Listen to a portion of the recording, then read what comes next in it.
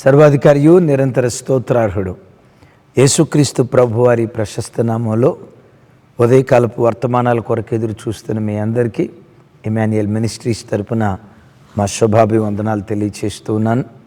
క్రీస్తునందు మాకు అత్యంత ప్రియమైన దైవజనాంగమా, ఈరోజు శుక్రవారం కదా, ఈరోజు సాయంత్రం రేపు సాయంత్రం సికింద్రాబాద్ సెంటనరీ బాప్టిస్ట్ చర్చిలో దేవుని వాక్యం అందించడానికి నేను రాబోతూ ఉన్నాను. అలాగే రేపు శనివారం కదా, ఉదయం మన సెంట్రల్ మందిరంలో ఉపవాస ప్రార్థన, రేపు రాత్రి సెంట్రల్ మందిరంలో యూత్ మీటింగ్ ఉంటుంది. ప్రార్థించండి, పాలు పంపులు పొందండి. ప్రతి ఆదివారం హైదరాబాద్లో సెంట్రల్ మందిరంలో 4 ఆరాధనలు, అలాగే ఉప్పల్ బ్రాంచ్ మందిరంలో ఆదివారం 3 ఆరాధనలు, కొత్తగా ప్రారంభించబడిన పటాన్ చెరువు ప్రాంతంలో ఆదివారం సాయంకాలం 6 గంటలకు ఆదివారపు ఆరాధన. మిమ్మల్ని మీ కుటుంబాలను ప్రేమతో ఆహ్వానిస్తున్నాం. ప్రార్థించండి, పాలు పంపులు పొందండి. ప్రత్యేకంగా గమనించండి, లైవ్ చూస్తున్న మీకు ఒక ప్రత్యేకమైన సమాచారం. స్క్రీన్ మీద ఫోన్ నంబర్లు కనపడుతున్నాయి కదా, మీకు ఏ ప్రార్థన అవసరతున్నా ఆ ఫోన్ నంబర్లకు మీరు కాల్ చేయండి. తప్పకుండా మీ కాల్ రిసీవ్ చేసుకుని మీ కొరకు మేము ప్రార్థన చేస్తాం. ఒకవేళ కొన్ని అననుకూల పరిస్థితులను బట్టి ఆ క్షణంలో మీ ఫోన్ లిఫ్ట్ చేయలేకపోయినా, తర్వాత మిస్డ్ కాల్ ఆ ఫోన్లో పడితే తప్పకుండా ఈ 2 ఫోన్ కాల్స్లో మీరు ఏ ఫోన్కు ఫోన్ చేసినా తర్వాత అయినా మీకు రిప్లై ఇచ్చి మీ కొరకు ప్రార్థన చేయటం జరుగుతుంది. అంత మాత్రమే కాదు, ఎవరెవరైతే వారి ప్రార్థన అవసరతలు మాకు తెలియచేస్తున్నారో వారి కొరకు జస్ట్ ఏదో ఫోన్లో 1 నిమిషం 2 నిమిషాలు ప్రార్థన చేయటమే కాదు, మందిరంలో ప్రతి ఉదయం 10 గంటల నుంచి 1 గంట వరకు, అలాగే సాయంకాలం 7 గంటల నుండి 10 గంటల వరకు, పగలు రాత్రి మందిరంలో ప్రార్థనలు జరుగుతున్నాయి. ఆ ప్రార్థన పట్టికలో మీ పేరు, మీ అవసరత రాసి మీ కొరకు ప్రార్థన చేయటం జరుగుతూ ఉంది. స్క్రీన్ మీద చూస్తున్నారు కదా, వీడియో చూస్తున్నారు కదా, ఇవన్నీ మందిరంలో జరిగేటువంటి గొలుసు ప్రార్థన వీడియోస్. మీ కొరకు తప్పకుండా మేము, దేవుడు మాకు ఇచ్చిన మా సంఘ బిడ్డలు భారభరితమైన మనసుతో ప్రార్థన చేస్తాం అని తెలియచేయటానికి సంతోషిస్తూ, మీ ప్రార్థన అవసరతలు ఏమున్నా ఈ 2 నంబర్లకు మాత్రమే మీరు ఫోన్ చేయండి. ప్రతిమా నంబర్లకు మీరు ఫోన్ చేస్తే ఒకానొక సందర్భంలో మేము అందుబాటులో ఉండొచ్చు, అందుబాటులో ఉండకపోవచ్చు, మేము కాల్ అటెండ్ చేయొచ్చు, చేయకపోవచ్చు. కనుక ఇమాన్యుయల్ మినిస్ట్రీస్ పరిచర్యను ప్రార్థన కొరకు ఈ రీతిగా వినియోగించుకోగలరని ప్రభు ప్రేమను బట్టి తెలియజేస్తూ ఉన్నాను. మంచిది. ఈ దినం ఓ ప్రాముఖ్యమైన సందేశం పరిశుద్ధాత్ముడు మన కొరకు సిద్ధపరిచారు. క్రైస్తవ జీవితంలో విసుగక ఎందుకు ప్రార్థన చేయాలి? మన ఆరాధ్య దైవం యేసుక్రీస్తు వారు అన్నమాట, విసుగక నిత్యము ప్రార్థన చేయండి అని ప్రభు అన్నారు కదా. ఓ క్రైస్తవుడు తన ఆధ్యాత్మిక జీవితంలో ఒక విషయం కొరకు విసుగకుండా దినం వెంబడి దినం ఎందుకు మనం ప్రార్థన చేయాలి? కొన్నిసార్లు మనం అనుకుంటాం, ఇంకెంతకాలం అని ప్రార్థన చేయాలండి, ఈ సమస్య కొరకు సంవత్సరం నుంచి గోజాడుతూ ఉన్నాను, జవాబు రాలా, ఎంత ప్రార్థన చేసినా ఇంతేనండి, ఎందుకు ప్రార్థన చేయటం అని జవాబు రాలేదనో మరో కారణం చొప్పునో చాలా సందర్భాల్లో మనం విసుగుదల చెందుతాం. పదే ఏమడుగుతామండి, పదే ఈ విషయం కొరకు ఏమని ప్రార్థన చేస్తామండి అని కొన్నిసార్లు ప్రార్థనలో మనం విసుగు చెందుతూ ఉంటాం. కానీ యేసయ్య అంటారు, విసుగక నిత్యము ప్రార్థన చేయండి అని ప్రభు అన్నారు కదా. ఎందుకు విసుగక నిత్యము ప్రార్థన చేయాలి? అసలు మనం ఆరాధించే మన ఆరాధ్య దైవం, మన రక్షకుడు ఎలాంటి వారో మీరు ఎరుగుదురు కదా. యెషయా గ్రంథంలో అంటాడు, నీవు పిలవగా ఆయన ఉత్తరమిచ్చును, నీవు మొరపెట్టగా నేనున్నాను అని ఆయన అనును అంటాడు. విన్నారా? నీవు పిలవగా వెంటనే ఉత్తరం ఇచ్చే దేవుడు. చూడండి, ఏదో 4-5 రోజులు ప్రార్థన చేస్తేనే 4-5 రోజుల తర్వాత ఉత్తరం ఇచ్చే దేవుడు కాదు. నువ్వు ఆరాధించే నీ దేవుడు ఎవరంటే, నువ్వు పిలవగానే పలికే దేవుడు. తండ్రి అని పిలిస్తే ఏమి నా కుమారుడని ప్రత్యుత్తరం ఇచ్చే మనసున్నటువంటి దేవుడు. చూడండి, ఒక పసిబిడ్డను తల్లి ఉయ్యాల్లో వేసి తన పని తను చేసుకుంటా ఉంది. అంతసేపు నిద్రపోతున్నటువంటి ఆ పసిబిడ్డ మేలుకొని ఏడుస్తా ఉంటాడు, కెవ్వుమని కేకేస్తాడు.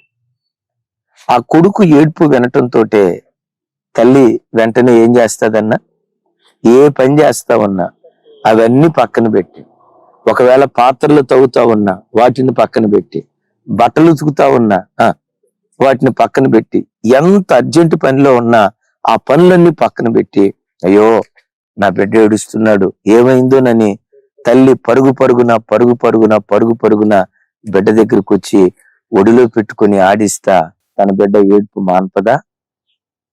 చూడండి, ఏ తల్లి అయినా పసిబిడ్డ ఏడుస్తున్నాడు, ఆ ఏడ్పు శబ్దం వినటంతో ఏడ్చింది ఇప్పుడేగా, ఏడవని అన్న, ఒక గంట సేపు ఏడ్చిన తర్వాత వెళ్దాంలే, వాడికి అర్జెంట్ అయినంత మాత్రాన మనకు అర్జెంట్ అవుతుందా అని ఏ తల్లి అయినా అనుకుంటుందా?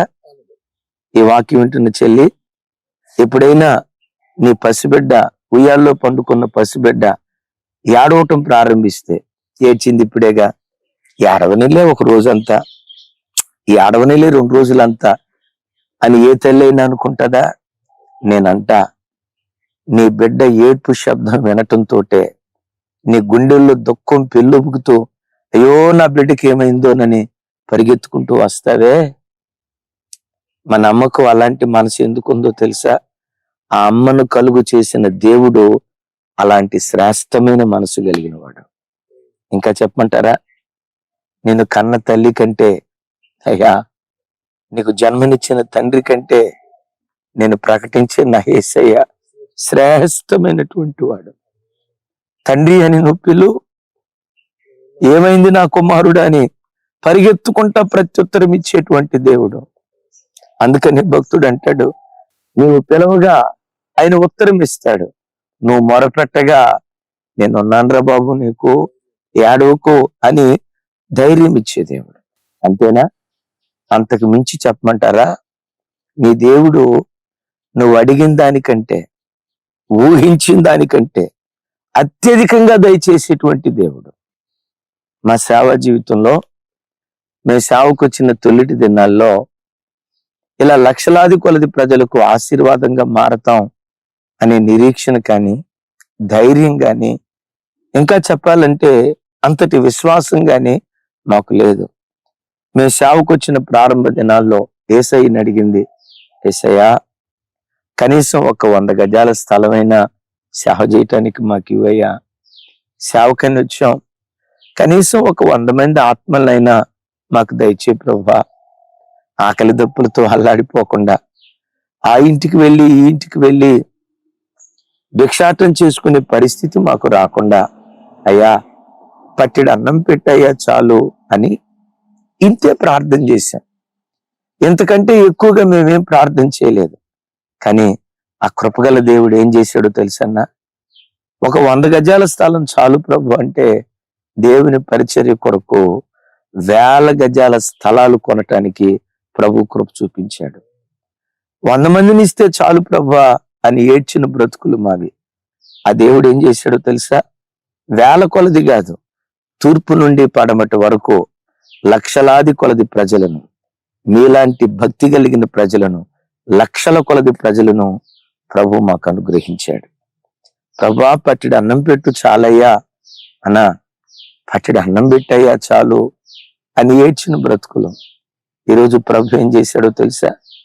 మీలాంటి ఆత్మ సంబంధమైన భక్తి కలిగిన బిడ్డలను, త్యాగం కలిగిన బిడ్డలను ప్రభు మాకిచ్చి, ప్రతి దినం కొన్ని లక్షల రూపాయలు ప్రభు మా చేతులకిచ్చి అనేక మంది పేద బిడ్డలకు సహాయం చేసేటట్లుగా, అనేకులు ఆకలి తీర్చేటువంటి వారిగా దేవుడు మమ్మల్ని బలపరిచాడు. ఒక మాట చెప్పమంటారా? మేము ప్రార్థనలో దేవుణ్ణి అడిగింది కొంతే, దేవుడిచ్చింది ఎంతో. చెప్పండి చెప్పండి చెప్పండి. మేము ప్రార్థించింది కొంతే అన్నా, మేము అడిగింది కొంతే, దేవుడిచ్చింది ఎంతో. మా జీవితంలోనే కాదు చెల్లి, తమ్ముడా, నా వైపు చూడు. ప్రియ తండ్రి, అన్నయ్య, నీ జీవితంలో దేవుడు అలాంటి కార్యం జరిగించలేదా? నువ్వు ప్రార్థన చేసింది కొంతే, యేసయ్య నువ్వు అడిగింది కొంతే. ప్రభా, నా ఈ అవసరం ఉంది తీర్చు ప్రభు అని నువ్వు దేవుణ్ణి అడిగింది కొంతే గాని నీ బ్రతుకులో నీ దేవుడు నీకు అనుగ్రహించింది ఎంతో. ఇప్పుడు మీరు నన్ను అడగొచ్చు, అన్నయ్య మీరు చెప్పేవన్నీ బాగానే ఉన్నాయి, పిలవగానే పలికే దేవుడు, అడిగిన దానికంటే ఊహించిన దానికంటే అత్యధికంగా దయచేసే దేవుడు కదా, మరి అలాంటి దేవుని దగ్గర మన సమస్యల కొరకు, కొన్ని విషయాల కొరకు నిరంతరము ఎందుకు ప్రార్థన చేయాలి? అదే కదా మన ప్రశ్న. విసుకక దినం వెంబడి దినం ఎందుకు ప్రార్థన చేయాలి? ఎందుకు ప్రార్థన చేయాలో ఒక మర్మయుక్తమైన సంగతి మీకు తెలియచేస్తాను. ఈ సంగతి గనక మీరు వినగలిగితే నిరంతరము విసుకక ప్రార్థన చేయటం మీరు మానరు. దినదినం దేవుని దగ్గర అట్లా విజ్ఞాపన చేసుకుంటూనే వెళ్తారు. ఏంటి ఆ మర్మయుక్తమైన సంగతో తెలుసా? భక్తుడైన దానియేలు 21 దినాలు ఉపవాసం ఉండి ప్రార్థన చేశాడు. విన్నారా? ఎన్ని రోజులు? 21 రోజులు. నేను అంటాను, పిలవగా ప్రత్యుత్తరం ఇచ్చే దేవుడు కదా, ఒక రోజు ఉపవాసం ఉండి ప్రార్థన చేస్తే సరిపోయేది కదా, 2 రోజులు ఉపవాసం ఉండి ప్రార్థన చేస్తే సరిపోయేది కదా. 21 రోజులు ఉపవాసం ఉండి ప్రార్థన చేస్తానే ఉన్నాడు. 21వ దినాన ఆ ముగింపు రోజు అద్భుతం తెలుసా? పరలోకం నుండి దూత దిగొచ్చి దానియేలుతో దూత అంటాడు, దానియేలు భయపడకు, నీవు యెహోవాకు బహుప్రియుడవు. దానియేలు భయపడకు, యెహోవాకు బహుప్రియుడవు అని మాట్లాడుతున్నాడు. దానియేలు అనుకుంటున్నాడు, నేను బహుప్రియుడిని నిజమేనయ్యా, మరి ప్రార్థన ప్రారంభించింది 21 రోజుల క్రితం కదా, మొదటి రోజు రాలా, 2వ రోజు రాలా, 3వ రోజు రాలా, నేను బహుప్రియుడినైతే ఇంత ఆలస్యంగా ఎందుకు వచ్చావు అని అన్నట్లుగా దానియేలు దూత వైపు చూస్తా ఉంటే దూత అక్కడ ఒక అద్భుతమైన మాట అంటాడు. చూడండి, దానియేలు గ్రంథం 10వ అధ్యాయం 12, 13 వచనాలు. అప్పుడు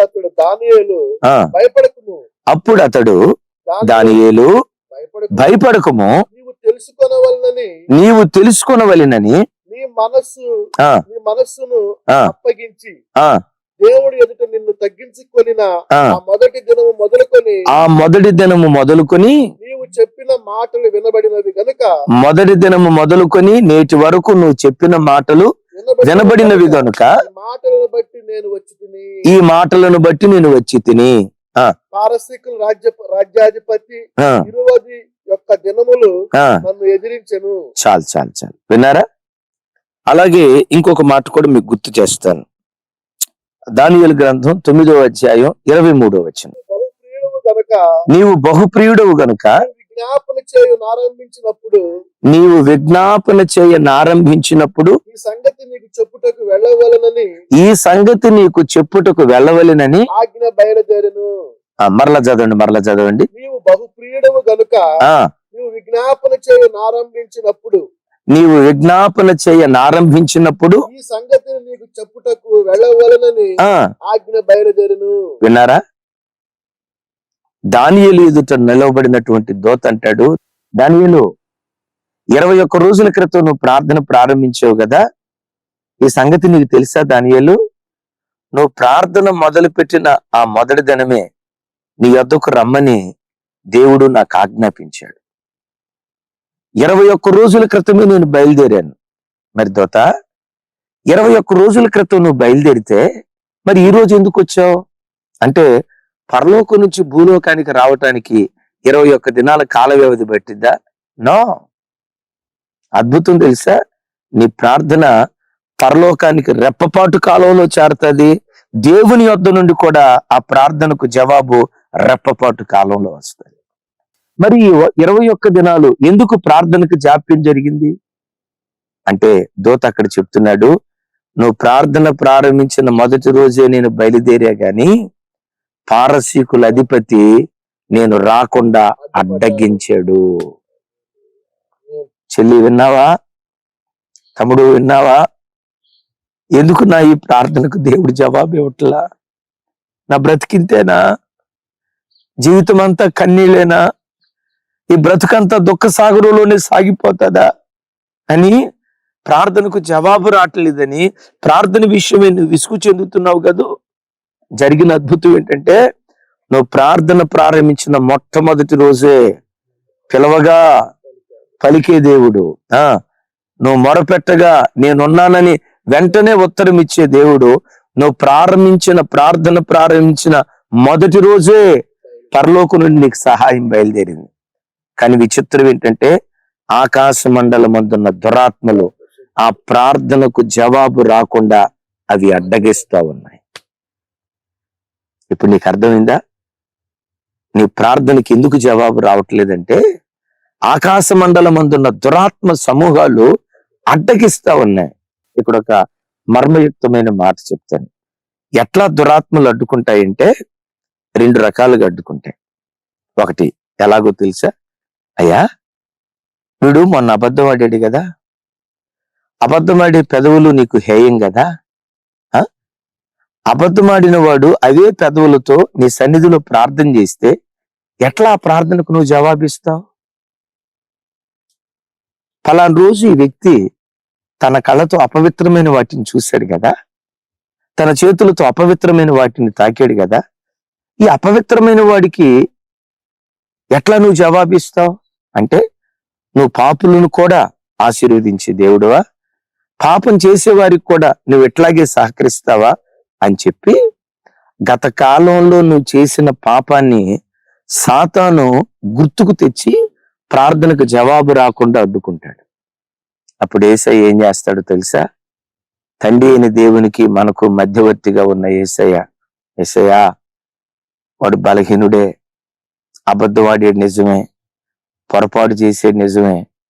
2000 సంవత్సరాల క్రితం వాడి కోసం నా రక్తాన్ని చిందించింది దాని కొరకే కదయ్యా.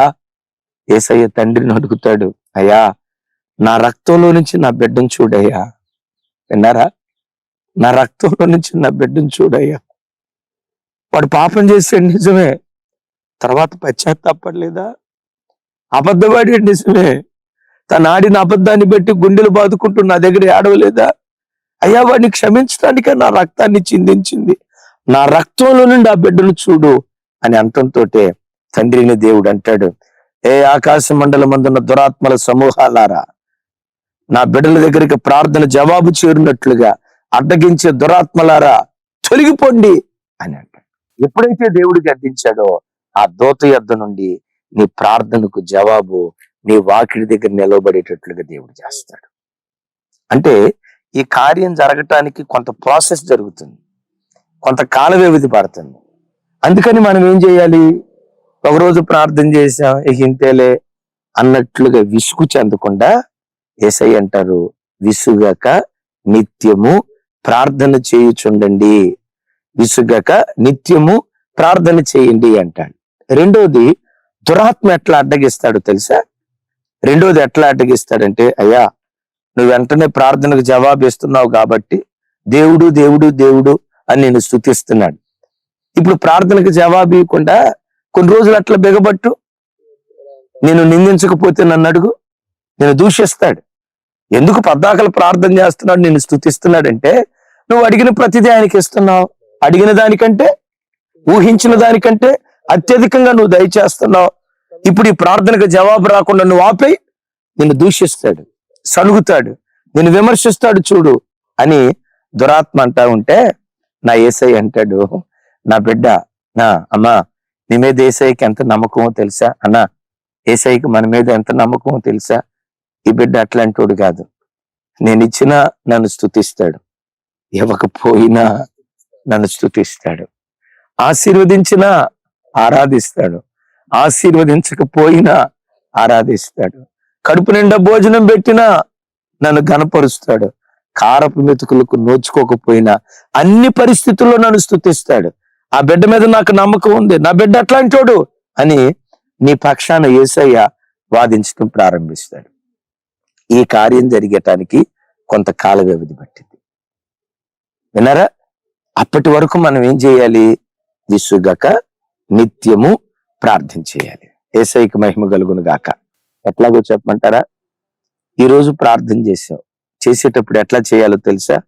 ఇదిగో నేను ప్రార్థన చేస్తున్నాను, నా ప్రార్థనకు దేవుడు తప్పకుండా జవాబిస్తాడు. నేను ప్రార్థన చేశాను, జవాబు రాలేదు, ఈరోజు చేస్తా. ఈరోజు ప్రార్థన చేశా, జవాబు రాలా, రేపు చేస్తా. రేపు ప్రార్థన చేశాను, జవాబు రాలా, వచ్చే వారం కూడా ప్రార్థన చేస్తా. వచ్చే వారం కూడా ప్రార్థన చేశాను, జవాబు రాలా, వచ్చే నెల ప్రార్థన చేస్తాను. వచ్చే నెలలో కూడా జవాబు రాలా, వచ్చే సంవత్సరం వరకు కూడా ప్రార్థన చేస్తాను. ఎంతవరకు ప్రార్థన చేస్తానో తెలుసా? నేను ప్రార్థించే ప్రార్థనకు దేవుడు జవాబిచ్చే వరకు విసుగక నేను ప్రార్థన చేస్తా ఉంటాను. అద్భుతం. 21 రోజులు దానియేలు దేవుని సన్నిధిలో ప్రార్థన చేస్తే ఇక్కడ దూత అంటాడు, అన్న 10వ అధ్యాయం చూడండి, 12, 13 వచనాలు మరొకసారి. అప్పుడు అతడు దానియేలు, ఆ భయపడకుము, తెలుసుకోవాలని ఈ మనస్సును అప్పగించి దేవుని ఎదుట నేను తగ్గించుకొనిన ఆ మొదటి దినం మొదలుకొని నీవు చెప్పు మాటలు వినబడినవి కనుక నీ మాటలను బట్టి నేను వచ్చి తిని. వాక్యం వింటున్న బిడ్డలారా, విసుకక దేవుని దగ్గర ప్రార్థన చేస్తూ వెళ్ళు. ఈ రోజు కాకపోయినా రేపు దేవుడు తప్పకుండా నేను కనికరిస్తాడు. గత వారం కాకపోయినా ఈ వారం తప్పకుండా కనికరిస్తాడు. ఒకటి ఖచ్చితం, నీ దేవుడు నీ ప్రార్థనకు జవాబిస్తాడు. ఎందుకో చెప్పమంటారా? ఆయన పేరే ప్రార్థనలు ఆలకించేటువంటి దేవుడు. విసుగు చెందకు. నీవు ఆరాధించే దేవుడు ఎంతైనా నమ్మదగినటువంటి వాడు. దానియేలు అలా 21 దినాలు విసుగుదల చెందక ప్రార్థన చేయటాన్ని బట్టి 70 సంవత్సరాల బబులోను బానిసత్వం నుండి రాత్రికి రాత్రే దేవుడు విడుదలిచ్చాడు. ఆ చెరలో నుంచి దేవుడు విడిపించాడు.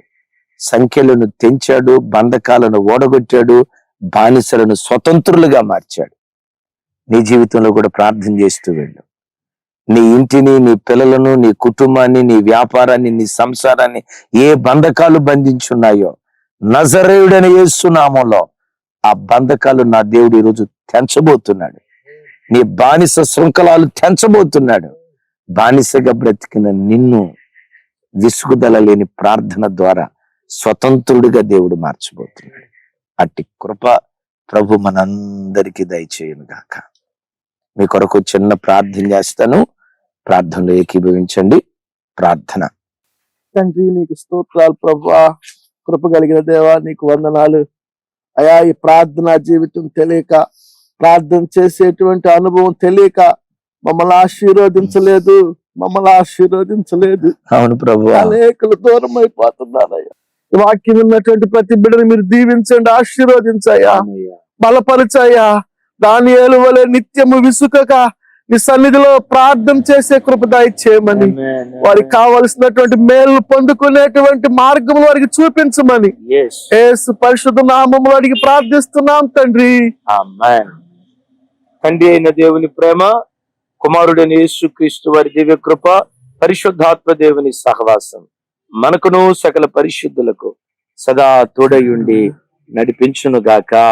ఆమేన్. ఆమేన్. ఆమేన్. Thank you.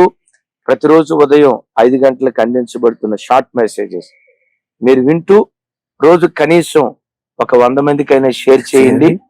అనేకులు వాక్యం విని బలపడేటట్లుగా పురికొల్పాలని ప్రేమతో తెలియజేస్తున్నాను. ఈ దినమంతా కృపా సమాధానములు మనందరికీ తోడై ఉండును గాక. ఆమేన్. Thank you.